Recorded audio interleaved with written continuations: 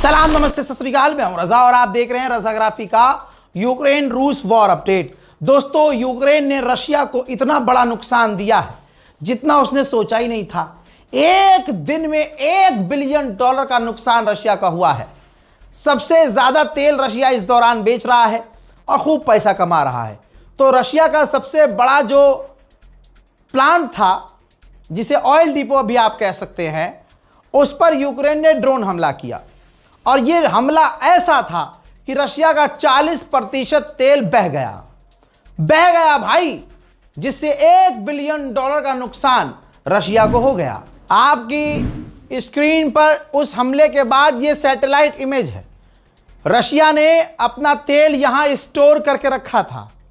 ऐसा हमला यूक्रेन ने किया कि 40% रूस का सारा तेल ही बह गया। हजरात, रशिया को एक और बड़ा झटका लगा है, बहुत बड़ी खबर है। तभी ये ईरान और अमेरिका और इजराइल की जंग के बीच ये आपको अपडेट दे रहा हूं अलग से। भाई, क्रीमिया के इलाके में रूस का एक मिलिट्री एयरक्राफ्ट क्रैश हो गया। वजह सामने नहीं आई है, लेकिन इस एयरक्राफ्ट के क्रैश होने में 30 से 35 फौजी जो उसमें सवार थे मारे गए। उधर यूक्रेन टक्कर दे रहा है। ये देखिए, यूक्रेन का MiG-29 एयरक्राफ्ट रूस की फौज के ठिकानों को उड़ा रहा है। जो लोग थोड़ा सा टेक्नोलॉजी जानते हैं उनको पता है कि VPN ऐप क्या होती है। रशिया बहुत भारी मात्रा में VPN को ब्लॉक कर रहा है, कह रहा है कि यह हमारी सिक्योरिटी के लिए खतरा है। उधर रूस का बॉर्डर फिनलैंड से मिलता है, ये देखिए, है ना। तो फिनलैंड रूस से इतना डरा हुआ है कि जो रशिया से बॉर्डर मिलता है फिनलैंड का, वो उस पूरी जगह पर अलर्ट सिस्टम लगा रहा है, सायरन सिस्टम लगा रहा है कि खतरा होते ही सायरन बज जाए। वहीं यूक्रेन के खार्किव पर रूस ने बौखलाहट में आकर हमला किया, जिसमें बड़ी तबाही मची। देखिए, Продовжує атакувати місто Харкова бойовими шахедами. Пряме влучання у будинок в Київському районі.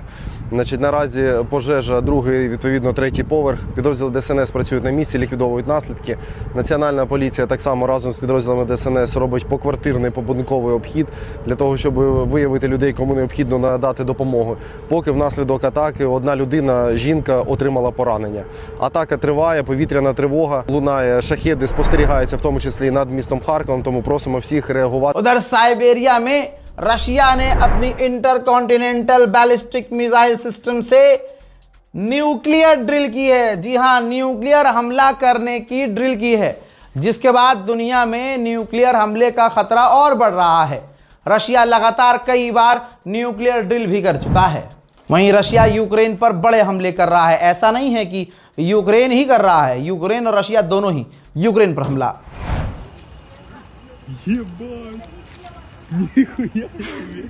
ईसाइयों का ईस्टर त्यौहार चल रहा है, जो काफी इंपॉर्टेंट होता है। यूक्रेन और रशिया में भारी मात्रा में ईसाई ही रहते हैं। ऐसे में यूक्रेन के राष्ट्रपति ज़ेलेंस्की सामने आए हैं और रूस से मांग की है कि इन त्यौहारों के बीच अगर सीज फायर कर लिया जाए तो ज्यादा बेहतर होगा। जो टेक्नोलॉजी यूक्रेन यूज करता है ड्रोन को मार गिराने के लिए, वैसी ही टेक्नोलॉजी, तस्वीर देख लीजिए, वैसी ही टेक्नोलॉजी अब रूस भी इस्तेमाल कर रहा है यूक्रेन के ड्रोन्स को मार गिराने के लिए। हजरात, वहीं आपको बता दूं कि यूरोपीय यूनियन क्या खेल कर रहा है। यूरोपीय यूनियन यूरोप के अंदर जो रूसी प्रॉपर्टी को सीज किया है, उसको बेचकर $1.6 बिलियन वो पैसा यूक्रेन को देगा। उधर यूक्रेन में ये तस्वीर बड़ी अजीबोगरीब है भाई, रोज तस्वीरें आ रही हैं भाई। वहां जो यूक्रेन के कमांडर और फौजी हैं, आम लोगों को जबरदस्ती भाई उनके घरों के बाहर से मार पीट कर गिरफ्तार करके फौज में भर्ती करने के लिए लेके जा रहे हैं। वहीं रशिया ने यूक्रेन के एक हथियारों के वेयर हाउस को उड़ा दिया है।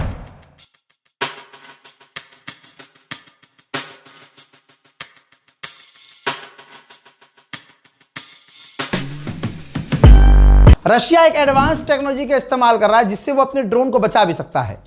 रशिया एक ड्रोन ले रहा है, उसके अंदर कोई ऐसा तीर लगा हुआ है, तीर के ऊपर ही कैमरा लगा हुआ है। वो तीर रूस का ड्रोन जाता है यूक्रेन के ड्रोन के ऊपर और छोड़ देता है। तीर आता है उस ड्रोन में, यूक्रेन के ड्रोन में टच होता है और वो जल जाता है यूक्रेन का ड्रोन। देखिए,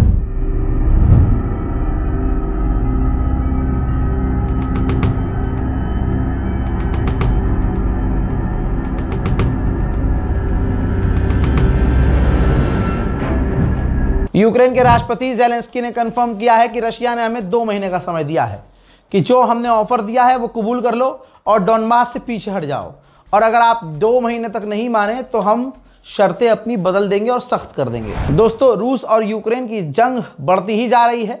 यूक्रेन का ज़ेलेंस्की अपनी जंग संभाल नहीं पा रहा और वो गल्फ देशों को बचाने की बात कर रहा है और स्ट्रेट ऑफ हॉर्मुज़ तक घुसने की बात कर रहा है। बहरहाल ये यूक्रेन वॉर अपडेट था। इस रिपोर्ट पर अपनी राय ज़रूर लिखिएगा। इस जंग में भी आप किस तरफ हैं ये भी कमेंट सेक्शन में ज़रूर क्लियर कीजिएगा। मैं हूं रज़ा और आप देख रहे थे रज़ाग्राफी अनस्क्रिप्टेड। जय हिंद।